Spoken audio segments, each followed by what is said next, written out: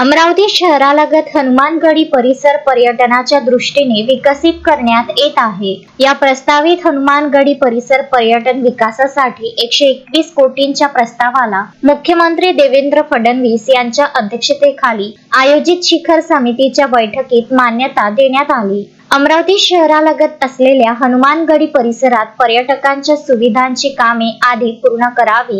ही कामे दर्जेदार असावीत। या पर्यटन केंद्रांचे मुख्य आकर्षण असलेल्या हनुमान मूर्तीचे काम पूर्ण करावे। संपूर्ण परिसर उत्कृष्ट धार्मिक पर्यटन केंद्र म्हणून विकसित करावा, असे निर्देश मुख्यमंत्री देवेंद्र फडणवीस यांनी बैठकीदरम्यान दिले।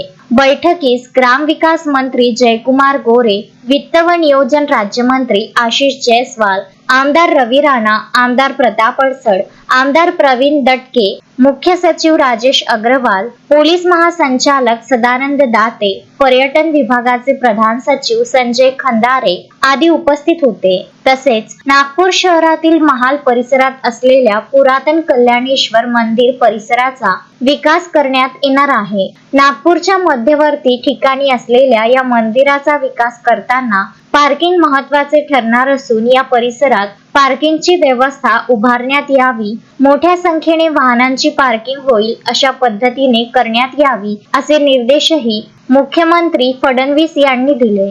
Vidarbha news bureau, Amravati.